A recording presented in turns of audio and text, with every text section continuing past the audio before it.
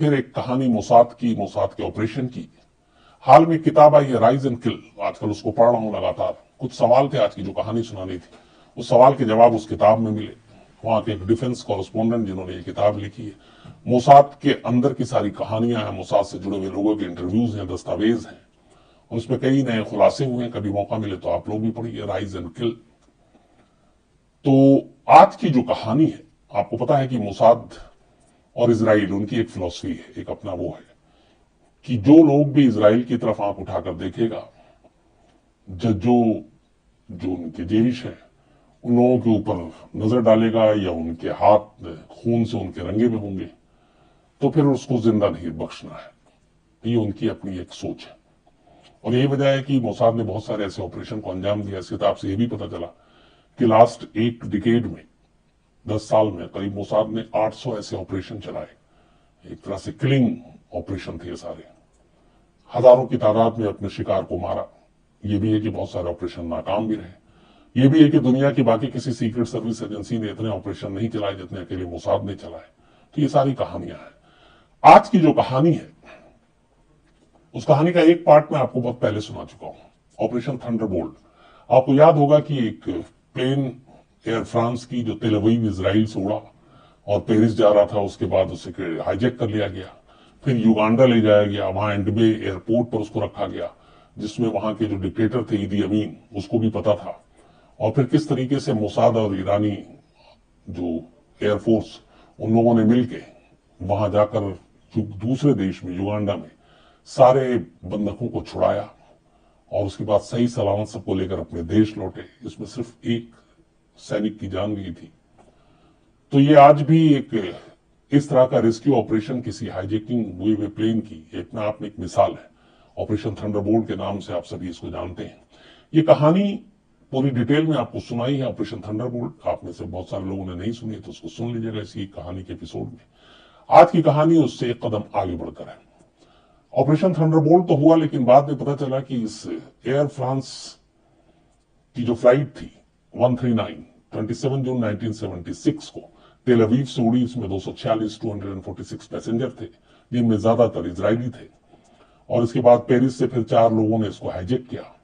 और ये जो हाईजैकर थे, इनका जो ताल्लुक था, इनका जो कनेक्शन था, वो popular front for liberation of फिलिस्तीन से था। और popular front for liberation of फिलिस्तीन, जो इसका एक तरह से चेहरा था, मेन इसका बॉस, उसका नाम था वादी हद्दाद।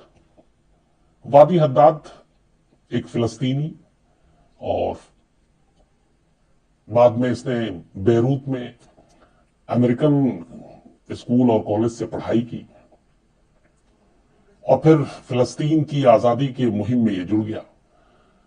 यासिर अराफात से बहुत प्रभावित था, लेकिन बीच में फिर यासिर अराफात की थोड़ी सी सोच बदली। लेकिन वादी हद्दाद ने popular front for liberation of फिलिस्तीन बनाकर एक तरह से इजराइल और मोसाद को बहुत परेशान करना शुरू कर दिया। जितनी भी उस जमाने में हाईजैकिंग हुई या जितनी भी इस तरह की किलिंग हुई, कहते हैं कि उसके पीछे वादी हद्दाद का हाथ था। और वादी हद्दाद एक बहुत बड़ा चेहरा हो गया था उस वक्त फिलिस्तीन की आजादी के लिए। तो एक गरम दल और एक नरम दल जो हमेशा होता है, उसमें यासिर अराफात एक तरफ बातचीत कर रहे, वादी हद्दाद एक तरफ वायलेंस, हाईजैकिंग, इनमें लगा हुआ था। जब 1975 में सरकार बदली इजराइल में, 1948 के बाद से वहां लेबर पार्टी ही सरकार में चुनाव जीतती आ रही थी, लेकिन पहली बार एक बेग करके प्राइम मिनिस्टर बने। उसके बाद ये हुआ था कि जो इजराइल के दुश्मन है, उनको एक एक कर ठिकाने लगाया जाए। कहते हैं कि उस वक्त यासिर अराफात का नाम टॉप लिस्ट पर रखा गया था कि यासिर अराफात सबसे ज्यादा जो इजराइल है उसको नुकसान पहुंचा रहे। और इसकी वजह यह थी कि बहुत सारे ऐसे हमले हुए।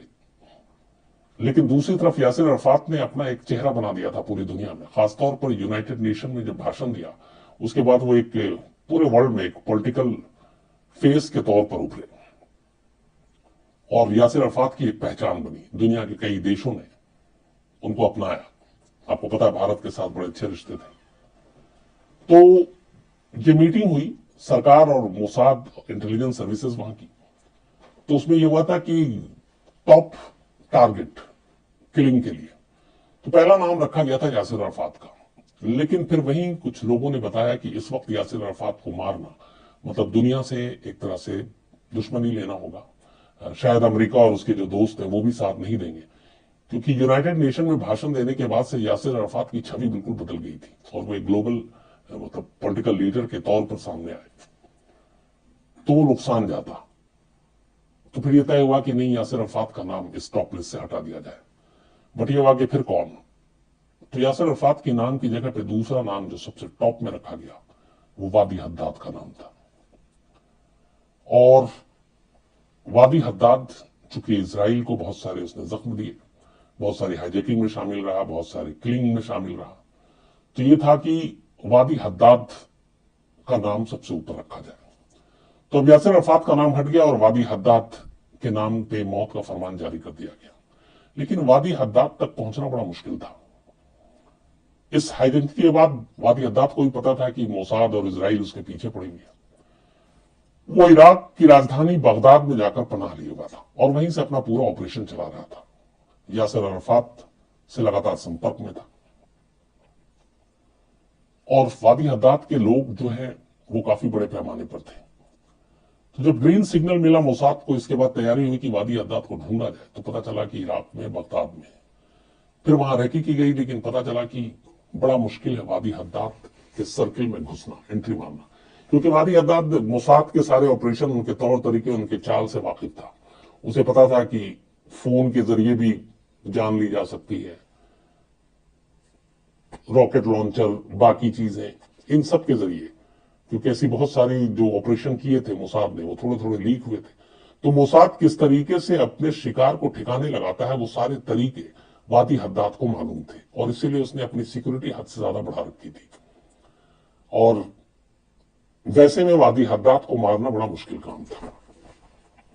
जब मोसाद की पूरी टीम लग गई, उसके बाद उसने रिपोर्ट दी, तो पता चला कि वादी हद्दाद के करीब पहुंचना बेहद मुश्किल काम है, नंबर 1। नंबर 2, वादी हद्दाद को मारने के और तरीकों पर गौर किया गया। फिर तो कहा गया कि अगर उसे गोली से मारते हैं, बॉम्ब से उड़ाते हैं, कार ब्लास्ट कर देते हैं, तो एक खतरा था कि सीधे सीधे शक फिर इजराइल और मोसाद पे जाएगा और उसका नतीजा ये होता कि वादी हद्दाद के लोग जो ऑलरेडी बहुत ज्यादा एग्रेसिव थे, वो इजराइल को और ज्यादा नुकसान पहुंचाते, इजरायलियों को नुकसान पहुंचाते, अलग अलग देशों में उनके ऊपर हमले होते। तो यहां पे एक मुश्किल ये थी कि वादी हद्दाद को मारना भी है, लेकिन ये ना पता चले कि उसकी मौत एक कत्ल है, एक मर्डर है। नेचुरल मौत दिखनी चाहिए, वरना फिर बदला लेंगे और बदला लेने में नुकसान होगा। तो अब ये बड़ा मुश्किल काम था मोसाद के लिए कि एक टारगेट है, उसे मारना है, लेकिन इस तरीके से मारना है कि 1% भी डाउट नहीं हो कि उसकी मौत जो है वो अननेचुरल है। रोड एक्सीडेंट में भी शक हो सकता है और गोली और बम मारेंगे तो वैसे ही क्लियर हो जाएगा। तो अब यहां बड़ी मुश्किल थी। इसके बाद प्लानिंग हुई। इन तमाम चीजों के बीच में लगभग साल बीत चुके थे इस हाईजैकिंग के इंसिडेंट को, और वादी हद्दाद अब बगदाद में आराम से अपना रह रहा था, बेहद सुरक्षा घेरे में। लास्ट में यह तय हुआ कि वादी हद्दाद को मारना भी है, लेकिन शक नहीं होगा और न ये पता चलेगा कि यह कत्ल है, ये एक नेचुरल डेथ डिक्लेयर होगी। तो हुआ कि कैसे किया जाए, तो फिर यह था एक स्लो पॉइजन। 2 चीजें थी शुरू में। उस वक्त एक पता किया गया कि वादी हद्दाद को चॉकलेट बहुत पसंद है और बगदाद में और यहाँ पे अच्छे क्वालिटी की चॉकलेट जो वर्ल्ड फेमस हो वो बड़ी मुश्किल से मिलती थी वहां पे, और उसको बेल्जियन चॉकलेट बहुत पसंद था वादी हद्दाद को। तो पहले ये हुआ कि किसी चॉकलेट के जरिए ही चॉकलेट उस तक पहुंचाया जाए, उस चॉकलेट में उस तरह का एक टॉक्सिक हो, पॉइजन हो, और वो धीरे धीरे खाए और उसके धीरे धीरे जान ले उसकी, मतलब महीना हफ्ते के अंदर नहीं, थोड़ा वक्त ले। लेकिन फिर उसके अंदर कुछ अड़चने आई कि बार बार वही चॉकलेट एक शख्स कितने दिन तक देगा, कितने दिन खाएगा, वो चॉकलेट कोई और भी खाने ना लगे, तो ये कैसे पता चलेगा। तो फिर इस आइडिया को ड्रॉप किया गया। इसके बाद दूसरे आइडिया पे काम करना शुरू किया गया। Israeli institute for biology research centre, Israeli institute for biology research centre, ये नेस जियोना में है, साउथ तेल अवीव में, एक सुनसान जगह पर है। और कहते हैं कि ये जो रिसर्च सेंटर है ये इजराइल की आर्मी, मोसाद, इन सब के लिए वो सेंटर है जो बायोलॉजिकल वेपन, एक से खतरनाक जहर, बाकी इस तरीके की जो हथियार है, उनके ऊपर काम करती है और रिसर्च करती है। 1952 से ही रिसर्च सेंटर खुला हुआ है और इसके ऊपर बहुत पैसे खर्च करती है इजराइल की सरकार, क्योंकि यहीं से उन्हें मिलता है अपने दुश्मनों को मिटाने, उनको मारने के नए नए तरीके, नए नए हथियार, नए नए जहर के किस्म। तो काम पे लगाया गया Israeli institute for biology research centre को कि वादी हद्दाद को मारना है, लेकिन मौत नेचुरल लगे, कत्ल न लगे। काम शुरू हुआ, एक पॉइजन पे काम किया गया। पॉइजन ऐसा जिसको इस तरीके से पॉइजन को बनाया गया कि एक बार में इंसान की जान नहीं ले, एक हफ्ते में जान नहीं ले, ये धीरे धीरे खून में घुले और इस तरीके से मारे कि पता ही नहीं चले बाद में जब पोस्टमार्टम रिव्यू हो कि मौत हुई कैसे। Israeli institute for biology research centre ने अपना काम शुरू किया। अब इस दौरान में मुश्किल यह था कि बगदाद में जहां पे वादी हद्दाद रहता था उसे सारे तरीके पता थे मोसाद के, तो बहुत ज्यादा अलर्ट था। उसके खास भरोसे के लोग ही उसके इर्द गिर्द थे। चूंकि वो फिलिस्तीनी था इसलिए फिलिस्तीन के लोगों पर ज्यादा भरोसा करता था, इराकियों पर भी भरोसा नहीं करता था। तो आउटर सर्किल का जो सिक्योरिटी था वो सारा इराक के हाथ में, लेकिन इनर सर्किल, घर के अंदर जो उसके सारे खास हर वक्त साथ में रहते, कार में बैठते, वो सब फिलिस्तीनी थे। इसी के बाद मोसाद ने एक सेंध लगाने की कोशिश की। पता क्या कि इन फिलिस्तीनियों में से ऐसा कौन सा है जो थोड़ा सा जिसको चारा फेंके तो फंस सकता है और जिसकी कुछ ना कुछ रंजिश हो या जिसकी कुछ ना कुछ अलग विचार हो। करते करते आखिरकार मोसाद के हाथ कामयाबी लगी। एक फिलिस्तीनी मोसाद के काम के लिए तैयार हो गया। उसका नाम था, जो कोड नेम था, सैडनेस। सैडनेस वो शख्स था जो वादी हद्दाद के बेहद करीबियों में से था। रोजमर्रा के उसके काम वाम में भी वो शामिल हुआ करता था। तो अब जब सैडनेस शामिल हो गया, इसके बाद फिर दूसरा फेस जो था साजिश का वो शुरू किया गया। इसी Israeli institute for biology research centre से जो पॉइजन तैयार किया गया, वो पहले पता किया गया कि वादी हद्दाद कौन सा टूथपेस्ट इस्तेमाल करता है। इसके बाद उसी ब्रांड के टूथपेस्ट में उस पॉइजन को मिलाया गया इतनी मात्रा में कि वो धीरे धीरे अपना काम करे और उस जहर से भरे टूथपेस्ट को पहुंचाया गया इस सैडनेस तक, जो था फिलिस्तीनी लेकिन मोसाद के लिए काम कर रहा था। इसके बाद ये जाने के जब इसके पास पहुंचता है, वो वादी हद्दाद के घर में उसके बाथरूम में उसके टूथपेस्ट के खत्म होने का इंतजार करता है। जब टूथपेस्ट खत्म हो जाता है तो जब नया टूथपेस्ट रखना होता है तो सेम ब्रांड का यही टूथपेस्ट वो उसके बाथरूम में रख देता है जिसमें पॉइजन था। 10 जनवरी 1978, करीब 18 महीने हो चुके थे एयर फ्रांस की उस हाईजैकिंग के इंसिडेंट को। 18 महीने के बाद 10 जनवरी 1978 को पहली बार इस शख्स ने, वादी हद्दाद ने, उस जहर से भरे टूथपेस्ट का इस्तेमाल किया। इस टूथपेस्ट में जहर इस तरीके से डाला गया था, इसका असर यह था कि आप जब इसको ब्रश करेंगे, करीब 1 मिनट भी अगर आप ब्रश करते हैं मिनिमम, तो उसका कुछ ना कुछ अंश आपकी मुंह से होते हुए, थूक से होते हुए आपके जिस्म में जाएगा और फिर आपके ब्लड में घुल जाएगा और आपको पता नहीं चलेगा और शुरुआत में कुछ भी नहीं होगा, लेकिन इसके बाद अपना रंग दिखाना शुरू करेगा। 10 जनवरी 1978 को पहली बार टूथपेस्ट इस्तेमाल किया, कुछ नहीं हुआ, 11, 12, 13 चलता रहा। करीब 10 दिन बीत गए। 10 दिन के बाद 20 जनवरी 1978 को पहली बार बुखार, सर्दी और पेट में दर्द हुआ वादी हद्दाद को। पहले उसने कुछ दवा ली लेकिन कुछ फायदा नहीं हुआ, तो फिर वो इराक के गवर्नमेंट हॉस्पिटल में गया डॉक्टर के पास दिखाने। डॉक्टर ने उसको एडमिट करके उसका पूरा टेस्ट किया तो पहले उसे पाया कि शायद हेपेटाइटिस है। कोल्ड और फीवर भी कम नहीं हो रहा था, तो उसे दवा दी गई, हॉस्पिटल में रखा गया और फिर उसे वापस भेज दिया गया। लेकिन वापस जाने के बाद, अच्छा, जब वो हॉस्पिटल आया तो हॉस्पिटल में जब रहा वो, तो उस हॉस्पिटल में भी वो वही टूथपेस्ट इस्तेमाल कर रहा था, क्योंकि उसके सामान के साथ वही लाया गया था। फिर ये घर पहुंचता है, लेकिन इसकी तबीयत ठीक नहीं होती। कुछ दिनों बाद इसके बाल झड़ने लगते हैं, वेट इसका करीब 25 पाउंड कम हो गया, पेट में दर्द रहने लगा, कुछ ब्लड आने लगे। परेशान होकर ये दोबारा हॉस्पिटल गया। अब उस हॉस्पिटल में दोबारा इसका पूरा टेस्ट होता है। डॉक्टर भी परेशान होते हैं, लेकिन इस बार डॉक्टर उसका टेस्ट करने के बाद डाउट जताते हैं कि शायद कुछ पॉइजन का मामला है, लेकिन ये पॉइजन कौन सा है, कहां है, किस चीज में दिया गया, कितनी बार दिया गया, कब दिया गया, इसके सवालों के कोई जवाब नहीं है। जब ये बात पता चली तो फिर ये बात यासिर अराफात तक गई। तब यासिर अराफात ने कहा कि एक काम करो, तुम ये बगदाद के सरकारी हॉस्पिटल को छोड़ो और Stacy, east German secret service, ये उसका नाम, उससे तुम कांटेक्ट करो। अच्छा, ईस्ट जर्मन सीक्रेट सर्विस और उस वक्त पीएलओ यानी कि यासिर अराफात के ऑर्गेनाइजेशन के साथ बड़ी अच्छी दोस्ती थी, दोनों एक दूसरे की मदद करते थे।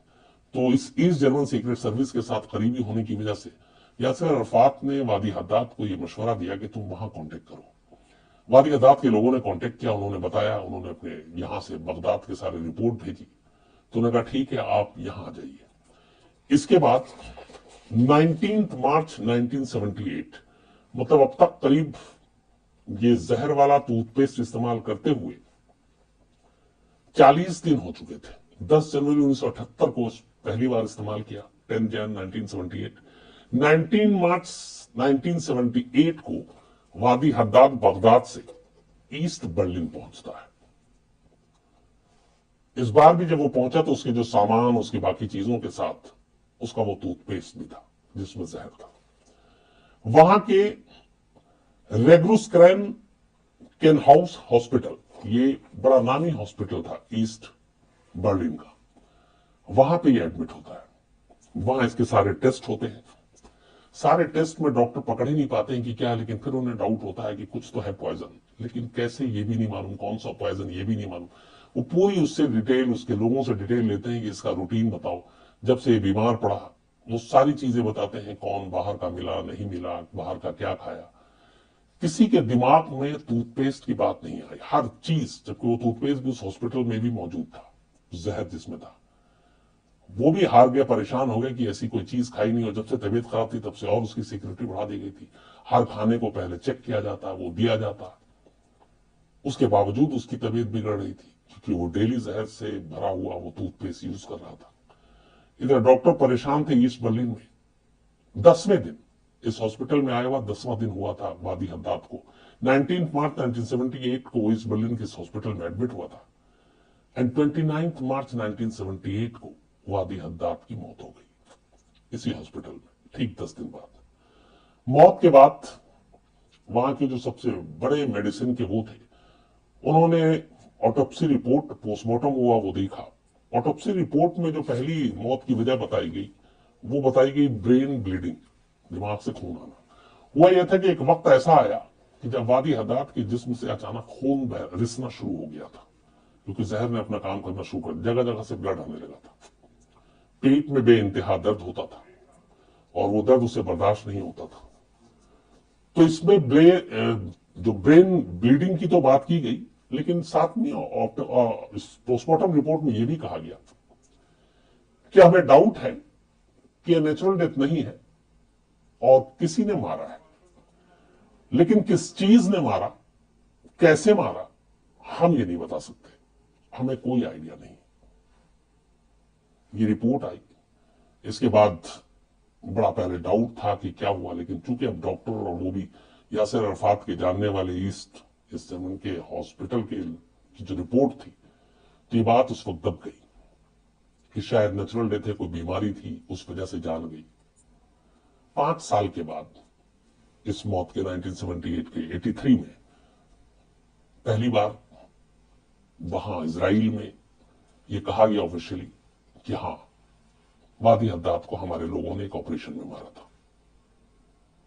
लेकिन इस दौरान में 5 सालों में यह हुआ कि वादी हद्दाद की मौत के बाद जो मोसाद ने सोचा था वही हुआ। वादी हद्दाद की टीम बिखर गई, उसके बाद उसके 2 टुकड़े हो गए, अलग अलग गुट बन गया, और हाईजैकिंग और बाकी जो चीजें हो रही थी बहुत तेजी से, वो भी होनी बंद हो गई। तो एक तरह से वादी हद्दाद की मौत ने वादी हद्दाद के पूरे ग्रुप को, ऑर्गेनाइजेशन को एकदम कमजोर करके बिल्कुल एक तरह से खत्म ही कर दिया। ये बात आई गई होगी उस वक्त, लेकिन बाद में अब जो मैंने आपको बताया कि राइज एंड किल जो एक किताब लिखी गई है, उसमें बाकायदा मोसाद के उन लोगों से बातचीत की गई है जो उस वक्त बॉस थे, जो ऑपरेशन में कुछ लोग शामिल थे। उसमें इस चीज का फिर खुलासा हुआ कि वादी हद्दाद को मारने के लिए, क्योंकि एक थ्योरी आई थी कि बेल्जियम के चॉकलेट में पॉइजन मिलाकर दिया जाता था, वो गलत था। मारने के लिए टूथपेस्ट का इस्तेमाल किया गया था, और ये टूथपेस्ट 40 दिन से ज्यादा उसने इस्तेमाल किया, और धीरे धीरे उस जहर ने, जो उसके खून में शामिल होता गया था, उसी जहर ने उसकी जान ली। तो ये थी, ये शायद दुनिया की इकलौती ऐसी कहानी या इकलौता ऐसा बदला है जिसमें अपने शिकार को मारने के लिए, टारगेट को मारने के लिए किसी ने टूथपेस्ट का इस्तेमाल किया हो। तो इससे अंदाजा यह भी लगता है कि छोटी छोटी चीजें, छोटी छोटी आपकी रूटीन के बारे में बातें, आपके कब कहाँ क्या कर रहे हैं, क्या खाते हैं, क्या पीते हैं, आपके शौक क्या है, तो ये सारी चीजें दुश्मनों के बड़े काम आती हैं, और दुश्मन उन चीजों का ही फायदा उठाता है बारीकी से, और फिर उनसे ही प्लानिंग की जाती है कि क्या करना है, कैसे करना है। तो मौत के, कत्ल के बड़े अजीब अजीब अलग अलग तरीके हैं इस दुनिया में। अलग अलग एजेंसियों ने उसको अपनाए हैं मारने के लिए, खासतौर पर उन जगहों पे जहां पे ये है कि आपको सामने वाले को मारना भी है, लेकिन डाउट भी नहीं होना है कि ये कत्ल हुआ। खासतौर पर ऐसे कई केसेस हुए जो इंश्योरेंस पॉलिसी के लिए हुए, कि लोगों ने इंश्योरेंस किया। जैसे आप सुसाइड कोई कर लेता है तो इंश्योरेंस क्लेम नहीं कर सकता, तो कई ऐसे किसी का इंश्योरेंस है और उसको कत्ल किया गया, लेकिन वो कत्ल नहीं लगे, उसकी भी प्लानिंग की गई, ऐसे भी मारे गए। ऐसी कई कहानियां, कभी मौका मिलेगा जरूर आपको सुनाऊंगा। तो ये एक अपने आप में एक